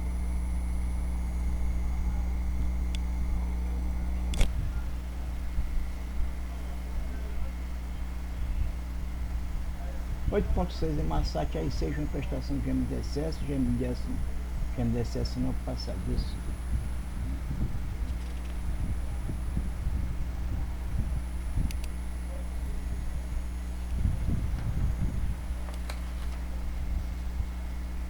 Equipamento de comunicação, continuando. O EPIRB, satélite de 406 MHz, como já dissemos. Os EPIRBs operam em 406 MHz. E o EPIRB é especificamente designado para a detecção de satélites e localizado pelo sistema Doppler, incluindo os seguintes aspectos: precisão de localização, sem GPS, 2 pontos milhas náuticas, cerca de 5 km, e com GPS 0,05 milhas náuticas, cerca de 100 metros. Possibilidade de aumento na capacidade do sistema. Um número maior de balizas pode ser processado simultaneamente. Cobertura global, identificação única de cada baliza. Inclusão de dados sobre a emergência. Emite sinais 121,5 MHz para localização por aeronaves, sem mais nenhum outro dado.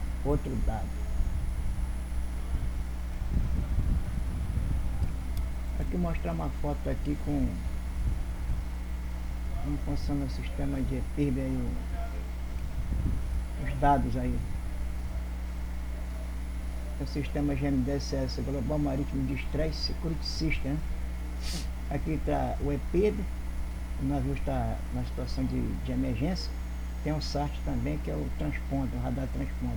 Transmite para o navio de socorro ou de busca, né? Embarcação de busca. Recebe sinal de transponder, se aproxima do navio para poder resgatar os náufragos. O EPIRB transmite por sistema COSPAS-SAT, e do COSPAS-SAT para o terminal local do usuário, a LUT, que passa as informações para a estação costeira CES, Estação Costeira Terrena, que também passa as informações para o Centro de Coordenação e Salvamento, o RCC. O RCC para a Estação Costeira VHF, para a Estação Costeira MFHF, que passa para os outros navios de busca, para socorrer lá o navio que está em perigo. Então toda essa cadeia de informações é passada aí para poder socorrer o náufrago e a embarcação que está em perigo em situação de emergência, através de emissão de sinais de 406 MHz para o sistema de satélite, que passa para as informações para a CIS, para a RCC e para estações costeiras, né? E o terminal local do usuário, que é a LUT, que recebe também informações daqui do satélite. Passa de volta a fazer outras embarcações de busca e salvamento.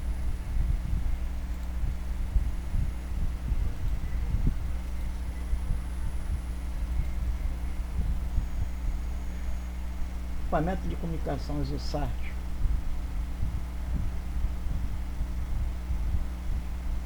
O SART deve ser instalado no mínimo a 1 metro acima da linha d'água, na baleeira, ou na balsa inflável. Nessa situação, o alcance de detecção do radar instalado no navio, a altura da antena de 15 metros, é de cerca de 5 milhas. Após a transmissão de alerta de socorro, o SART deve ser ligado. Nessa situação, ele permanece em stand-by no navio avariado ou na embarcação de sobrevivência, no caso a baleeira ou as balsas infláveis, ou na embarcação de sobrevivência, caso a tripulação tenha abandonado o navio. Ao ser interrogado por um radar operando na banda X, 9 GHz, conduzido por um navio ou uma aeronave, o SAT responderá e na tela do radar serão apresentados 12 pontos padrões ao longo da linha de marcação do alvo. A distância será representada pela posição do primeiro ponto em relação ao centro da tela. Ao se aproximar da embarcação que está conduzindo o SAT, esses pontos se transformarão em arcos setores, e quando estiverem a cerca de 1 milha de distância, esses pontos estarão representados por círculos concêntricos. Vamos ver aqui a representação numa foto, aqui uma figura, que mostra mais ou menos aí como é que é feito a transmissão do SAT, transponder, pela embarcação de náufrago, no caso a baleeira ou a balsa inflável ou até o próprio navio. Então na tela do radar da embarcação de busca ou helicóptero de busca e salvamento, aparece esses traços aqui na tela do radar mostrando 12 pontos do código de resposta do SAT. Ele transmite e no radar banda X, 9 GHz, apresenta isso aqui na tela, que é a informação da direção de tal embarcação de sobrevivência. Ao se aproximar, quando o navio aeronave de salvamento se aproximar do SAT, os 12 pontos se transformam em arcos concêntricos. Então esses arcos concêntricos já dá para medir mais ou menos a distância que está a embarcação de resgate da embarcação de pedido de socorro.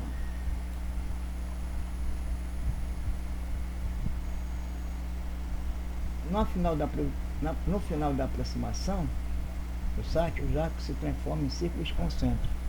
Com a distância de 1 milha da embarcação de resgate, o radar da aeronave de resgate ou da embarcação de busca de resgate, vai aparecer esses arcos concêntricos aqui. Isso aí vai ser melhor para poder a pessoa tirar a distância do centro aqui da tela do radar para a distância do alvo, que está aqui dentro do círculo de distância. Então, usando um radar compatível com potência de no mínimo 10 kW, em uma altura de busca de 3.000 pés, o alcance de detecção é de até 40 milhas náuticas pela aeronave. E aqui é a balsa salva-vida com transponder funcionando. Com a antena do radar a 15 metros de altura, aqui da embarcação de busca, a distância de detecção do SAT é de pelo menos 5 milhas náuticas. A embarcação de sobrevivência, a EMA recomenda que o SAT seja instalado no mínimo a 1 metro acima do nível do mar. Quer dizer, na embarcação de sobrevivência, baleeira ou a balsa inflável, o SAT tem que ser instalado acima a 1 metro ao nível do mar para ficar melhor, para pegar aqui nas aeronaves, né, no radar banda X da aeronave, ou no radar banda X da embarcação de busca e salvamento.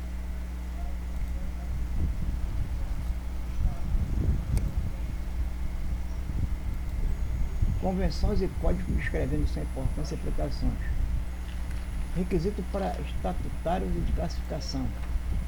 Os requisitos para prevenção, proteção, detecção e extinção de incêndio são encontrados no capítulo 2/2 da SOLA 74.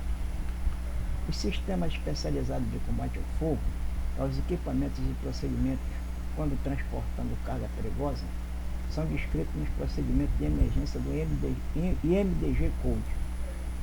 Os sistemas especializados de combate ao fogo, os equipamentos e procedimentos quando transportados granéis sólidos propensos a entrar em combustão são descritos no IMDG Code também.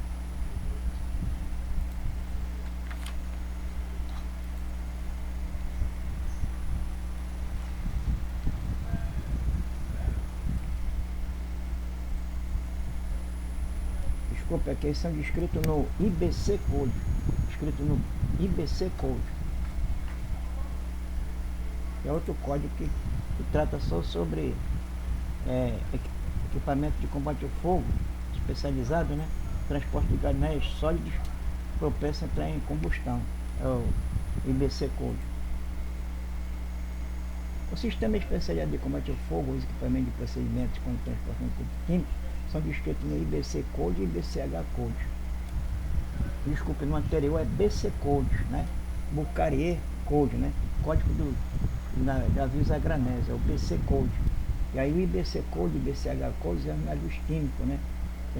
Transporte de produtos químicos.